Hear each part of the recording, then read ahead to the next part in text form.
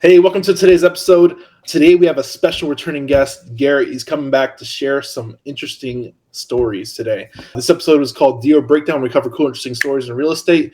If you have not heard the other episode, please go check it out. We covered a unique strategy to generate leads your way. And if you learn a lot in the episode, please go check it out. But today we have Garrett coming back.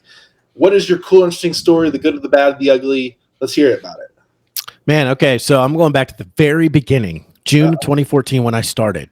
I started on a real estate team, and as I mentioned in the other episode, it took me 5.5 months before I got my first deal. So I thought I was terrible at it. I probably was, but I thought I was absolutely terrible. I needed to quit, right? Yep. 7 months. It took you 7 months? Yeah, see, it's such a common thing, and those agents that are like, man, I haven't gotten a deal. Nice. I mean, it's hard, right? Yeah, right. It takes a while, but so I'm on a team. And my team leader feels bad for me. So he comes to me one day, it's a couple months in, he says, I've got a slam dunk client for you, which okay, it's awesome. I'm sitting there not understanding what I'm supposed to do all day. Like, what kind of job is this? There's nothing for me to do because I have no people. So he hands me this guy. His guy's name is Simon. Turns out he's a 20-year-old guy, military. We live in a pretty military area. And I don't know what I'm doing, but I'm just really excited. Right. So we meet and we walk through what the process is. He signs the buyer brokerage agreement. And then we go and see like every possible house that exists. Cause I don't know how to control, I don't know what I'm doing. I'm excited to. And we finally pull the trigger on this house, get under contract.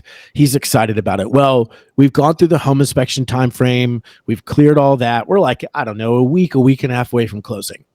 I get a call from him one night. Every contingency has been removed, including the appraisal.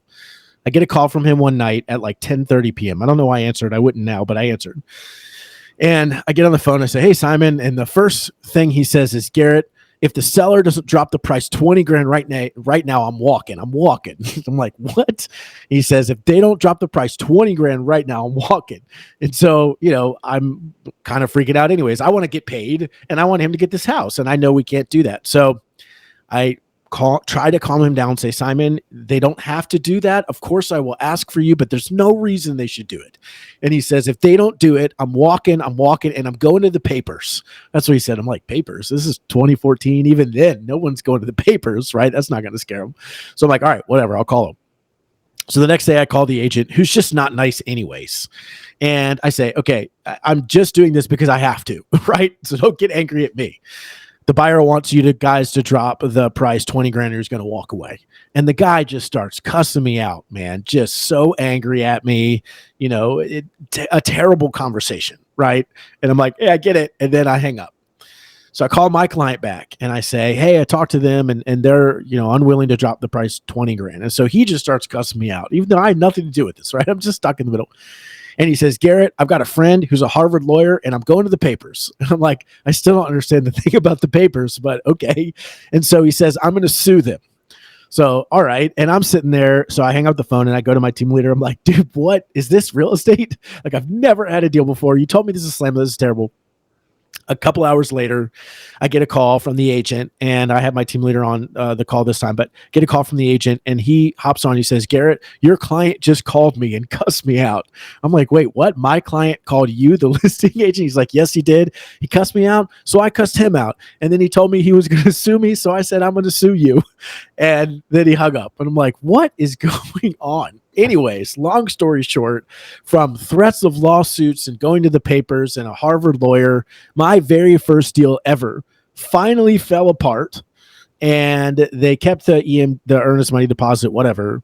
And I finally was able to call Simon and said, hey, I don't think we're a good fit. So I fired him and moved on from there. But that was my first experience, getting cussed out over the phone, a client who thinks he can get 20 grand off after we've cleared all the contingencies, threatening to go to the papers, again, whatever that means, his Harvard lawyer buddy, his mom calling me from California. And even though I'm in Virginia, like, I have no idea what's going on. And I hate real estate at the time, right? Because I wasn't making money anyways. And yeah, that was my very first client. Didn't close, but that was my I've got plenty of bad stories, right? Anyone who's been in the industry a long time has bad stories. That was one of the worst ones, especially since it was my first time. This show is sponsored by HiveMind CRM.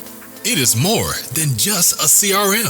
It is a real estate and business mastermind that comes with an all-in-one CRM. You can have unlimited websites and users. You can call, text, RVM, and email all in one user interface. And you can set up custom automations for any type and multiple businesses. 65% of companies start using a CRM system within the first 5 years of business. Once implemented, the HiveMind will save you on marketing, give you more time, and make more money. One of our users had his first $100,000 month using our system in June. We want to see you automate and accelerate your business. Text us at 210-972-1842 for future meetings, and of course to get our $1 course on how to make more than 6 figures on one land deal. You can schedule your free demo today at hivemindcrm.io. One thing I really want to say on this is that firing your first client is always like scary, but it's necessary. Yeah. Oh man, there's like, what's the point? To me, freedom in this business means the freedom to choose who you work with, right? Yep. That's really what freedom is. So yeah, if they're not a good fit, don't work with them. That's fine. Go find somebody else to love you. You know, that's huge. The second part of that is us being real estate professionals. You're always stuck in the middle in most cases, and it's not always the good middle. No. The bad middle. That is absolutely right. You know, I'm sitting there like, I can't do anything about this, right? I'll give you do I have time to give you a super quick one? Another one? Let's do another super quick one. Let's okay. Go. Let me give you a fast one. So a couple years in, I don't know, this is 2017, got a buyer and seller, or excuse me, a buyer. And a buyer or seller, but this is them buying their house. And the house is, I don't know, $350,000. Well, first appraisal comes in, it comes in $70,000 low.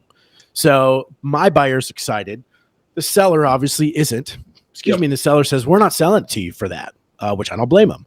And so I go to my buyer and he's like, all right, well, I understand that. And I say, well, we can change lenders and get a new appraisal and we'll see what happens, right? Change lenders, get a new appraisal. New appraisal doesn't come in 70 low. It comes in 30 high. So it's $100,000 different appraisal, which I don't know how that happened to this day. And the seller's excited and my buyer is livid, right? Just totally convinced that the seller has some relationship with the appraiser and somehow blah, blah, blah, blah, blah. Just so angry, which I understand his frustration. So angry. And so, excuse me, it seems like it's a lawsuit, you know, frustration all the time. He says, I'm going to sue the seller. Right. And I said, for what? He said, I'm going to sue the seller because they obviously had something to do with this appraisal. And I said, well, we can't do that. Right. That the bank chooses it, X, Y, and Z. He says, well, then you need to get me out of this deal. And it was the same thing. We'd clear all the contingencies. I said, we can drop right now. Right. But I want you to know it would be breaking our contract and the seller absolutely has the right to come after you. He says, I don't care. He's cussing me out, right? I don't care. You need to get me out of this deal, right? So I call the agent. Nope, we're not letting you out, okay? Call my buyer back. This is the husband. And I say, look, I talked to my lawyer. I talked to the other person. This is where you stand, man. You're going to lose. If you go to lawsuit, we're going to lose. We're going to end up having to pay, you know, all the damages and the fees and blah, blah, blah that you would have paid. And now you just won't have a house. You need to buy this house. He's like, he's just stubborn at this point, right? I will absolutely not buy this house. I don't care. Let them sue me. Let them come after me. And I'm just like, bro, this is bad. He said, I don't care. So finally, after trying to convince him, I call his wife, who's tried to stay out of it the whole time, right? Yeah. She knows how he gets. I call his wife and I just say, I'm not trying to go behind. This guy's name was Jim. I'm not trying to go behind Jim's back at all. I am genuinely worried for you guys because you're going to have spent the same amount of money that you were going to buying a house and now you just won't have a house. That's not a good thing. So I'm just telling you, I don't know what you know, but please talk to him. I hate saying that he needs to move forward, but he needs to move forward on this house or you're in a much worse position. Anyways, I get a call from him about an hour later, just cussing me out. You really talked to my wife? How dare you go behind my back? How you blah, blah, blah, blah. And I just tried to say, look, bro, I care about you. That's why I don't want you to get sued and lose. My lawyer said flat out, you will lose. And he just got so angry. On the day of, finally they agreed. On the day of walkthrough, he wouldn't talk to me.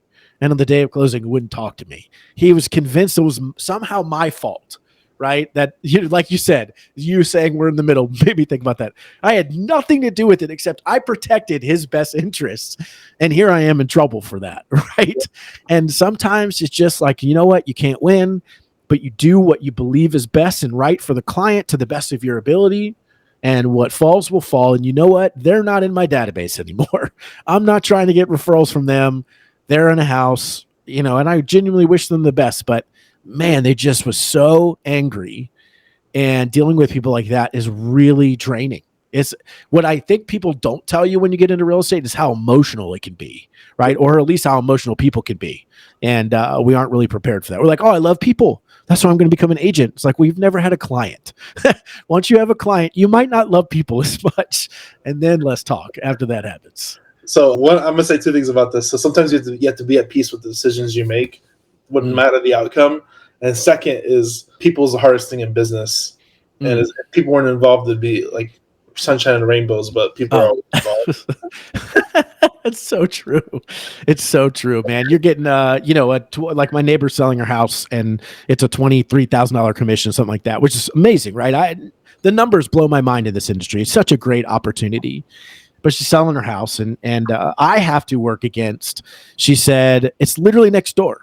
It was like, hey, can you go check the fireplace, the gas fireplace? And I was like, man, I don't have time for that. And then I'm sitting there thinking, check out the last episode. For me as a Christian real estate agent, especially, I'm sitting there thinking like, yes, I do. I can run over and she's paying me $23,000. I have barely done anything. It's sold in 2 days. I can run over and check it. It's okay, right? And just being able to show up and do it well and recognize that reaction was just from 9 years of getting beat up by hard transactions, right? Most people are amazing to work with. Plenty of people are tough. And like you said, you got to be okay with your decisions and recognize that people are tough. They just are. You see them at their best, you see them at the worst, man. That's why I'm a huge advocate for teams, or at least being in a community like what you guys are doing, being some sort of network, so you can share those struggles together. I don't know how anybody does this on an island, man. They need to find somewhere to connect because it's hard. It's hard. 100% true. Well, I hope you enjoyed this episode. Where can people find you online? Yeah, man. So faithfulagent.com. Yep. They can check us out there. Check out our podcast, the Faithful Agent Podcast. Get our course that's at faithfulagent.com, or email me, Garrett, Garrett, at faithfulagent.com. I'd love to help or hear your bad stories and commiserate with you because I'm happy to do that. So thanks for having me on, brother. For everybody here, thanks for tuning in. Garrett, thanks for your time. For everybody here, go like, share, subscribe. You know what to do. We'll see you in the next episode. Thanks for tuning in. Hey guys, we hope you're enjoying this content. If you have leads that you need to dispo anywhere in the country, please visit hivebc.io, like hivebuyersclub.io, and we'll help you move those deals that you need to get into the marketplace.